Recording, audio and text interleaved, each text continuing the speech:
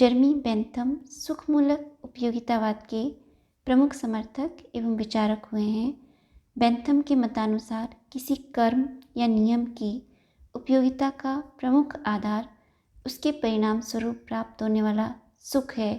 जो कर्म अधिकतम व्यक्तियों के अधिकतम सुख या हित में सहायक है वह शुभ, और जो इसमें बाधक है वह अशुभ है। सुख को ही समस्त मानवीय कर्मों के मूल्यांकन का प्रमुख आधार स्वीकार कर सुख के आधार पर ही उपयोगितावाद का समर्थन करने के कारण बेंथम का उपयोगितावादी दृष्टिकोण सुखमूलक उपयोगितावाद कहलाता है। बेंथम सुख को ही स्वतः साध्य, शुभ एवं वांछनीय मानते हैं।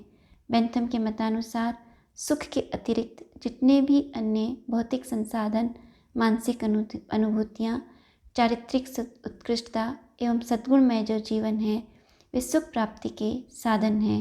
बेंथम जो है सुख को ही स्वतः साध्य, शुभ एवं वांछनीय मानते हुए ये स्पष्ट करते हैं कि वही कर्म शुभ है जिसके द्वारा अधिक से अधिक सुख की प्राप्ति एवं कम से कम दुख की प्राप्ति हो।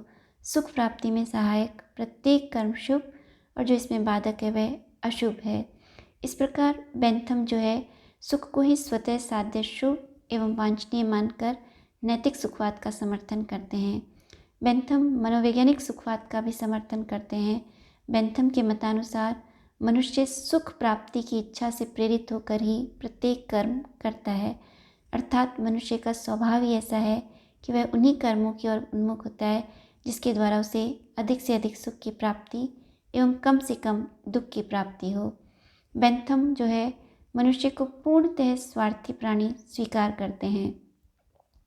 बेंथम के मतानुसार मनुष्य जो है एक स्वार्थी प्राणी है।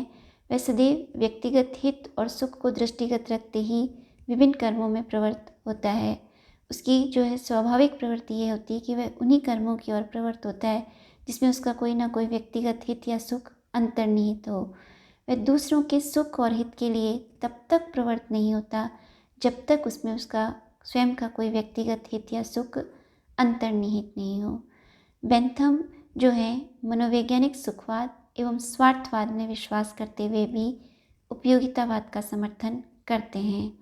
जैसा कि अभी हमने स्पष्ट किया कि जहाँ मनोवैज्ञानिक सुखवाद ये स्पष्ट करता है कि मनुष्य सुख प्राप्ति की इच्छा से प्रेरित होकर कर्म करता है, वहीं स्वार्थवाद ये स्पष्ट करता है कि मनुष्य उसी कर्म में प्रवृत्त होता है जिसमें उसका कोई व्यक्तिगत सुख या हित अंतर्निहित हो। जबकि जो उपयोगितावादी दृष्टिकोण है वह अधिकतम व्यक्तियों के अधिकतम सुख या हित की बात करता है। उपयोगितावाद के मतानुसार वही कर्म शुभ है जिसमें अधिकतम व्यक्तियों का अधिकतम सुख या हित अंतर्निहित हो। यदि अधिकतम व्यक्तियों के अधिकतम सुख या हित के लिए हमें अपने व्यक्तिगत सुख या हित का त्याग करना हो तो उपयोगितावाद के दृष्टिकोण से मनुष्य को वह करना चाहिए। जब बेंथम मनोवैज्ञानिक सुखवाद एवं स्वार्थवाद में विश्वास करते हैं तो वे किस प्रकार उपयोगितावाद का समर्थन करते हैं। बेंथम के समक्ष ये जो है एक विचारणीय प्रश्न है। बेंथम ने स्वयं इस प्रश्न पर जो है विचार कर ये स्पष्ट किया है कि किस प्रकार मनुष्य मनोवैज्ञानिक सुखवादी एवं स्वार्थी होते हुए भी अधिकतम व्यक्तियों के अधिकतम सुख या हित की ओर प्रवृत्त होता है। बेंथम के मतानुसार मनुष्य पर 4 प्रकार के प्रमुख दबाव हैं जो मनुष्य को व्यक्तिगत सुख या हित के स्थान पर अधिकतम व्यक्तियों के अधिकतम सुख या हित के लिए प्रेरित करते हैं। ये 4 प्रकार के दबाव इस प्रकार हैं: भौतिक दबाव, सामाजिक दबाव, राजनीतिक दबाव और धार्मिक दबाव।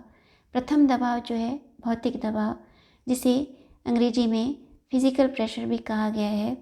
बेंथम के मतानुसार प्रत्येक मनुष्य को अपनी शारीरिक और मानसिक क्षमताओं का विकास करने के लिए जिन प्राकृतिक नियमों का पालन करना होता है वही मनुष्य पर भौतिक दबाव होते हैं।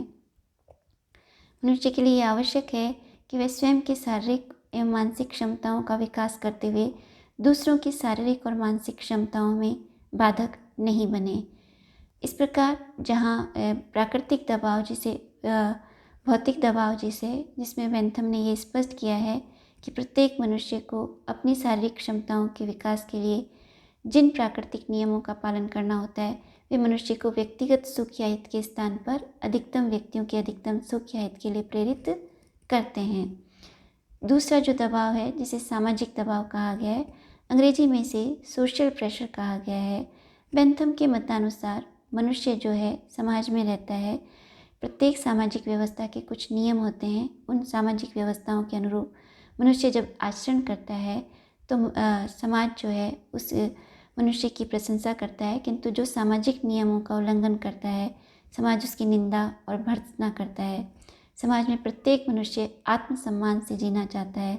इसके लिए यह आवश्यक है कि वह दूसरों के सुख और हित में बाधक नहीं बने। इस प्रकार सामाजिक दबाव के कारण मनुष्य जो है व्यक्तिगत सुख या हित के स्थान पर अधिकतम व्यक्तियों के अधिकतम सुख या हित की ओर उन्मुख होता है। तीसरा दबाव जिसे राजनीतिक दबाव या पॉलिटिकल प्रेशर कहा गया है। बेंथम के मतानुसार प्रत्येक राज्य की एक राजनीतिक और संवैधानिक व्यवस्था होती है। जब मनुष्य इस राजनीतिक और संवैधानिक व्यवस्था के अनुरूप उचित आचरण करता है तो वह एक जिम्मेदार नागरिक होता है, किंतु जब वह इसके विपरीत आचरण करता है तो राज्य जो है अपने संवैधानिक एवं कानूनी नियमों के द्वारा उस व्यक्ति के द्वारा जो राजनीतिक संवैधानिक व्यवस्था के विपरीत आचरण किया गया है उसके लिए उसको कानूनन दंडित करता है।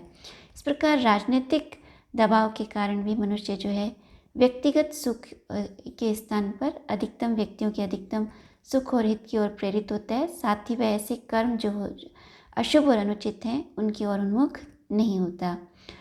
जो चौथा दबाव है जिसे बेंथम ने धार्मिक दबाव कहा है, अंग्रेजी में जिसे रिलीजियस प्रेशर कहते हैं।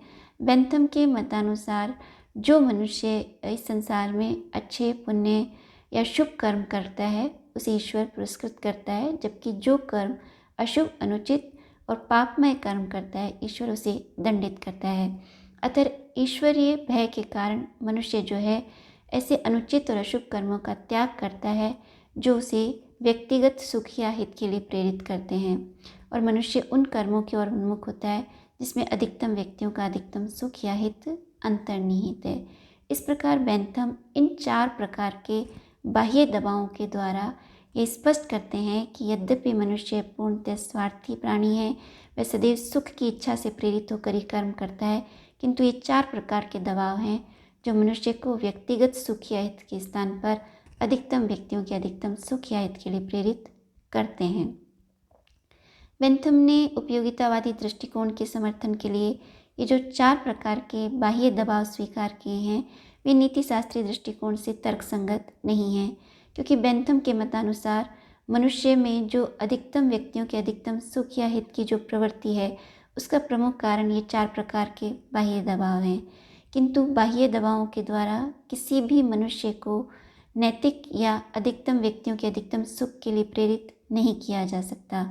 जब तक मनुष्य के अंदर ये आंतरिक प्रेरणा या परोपकार की भावना नहीं हो कि वह दूसरों के हित और कल्याण के लिए प्रवृत्त हो, तब तक उसे बाह्य दबावों के द्वारा कभी भी जो है अधिकतम व्यक्तियों के अधिकतम सुख या हित के लिए प्रेरित नहीं किया जा सकता।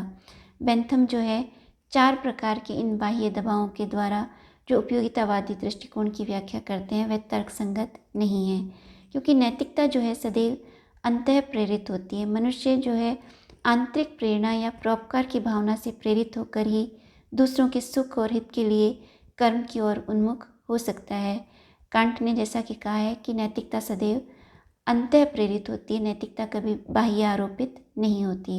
इस प्रकार बेंथम ने इन 4 प्रकार के दबावों के द्वारा जो उपयोगितावादी दृष्टिकोण की या मनुष्य के लिए अधिकतम व्यक्तियों के अधिकतम हित के लिए उसकी जो प्रवृत्ति है उसकी व्याख्या की है वह तर्कसंगत नहीं है।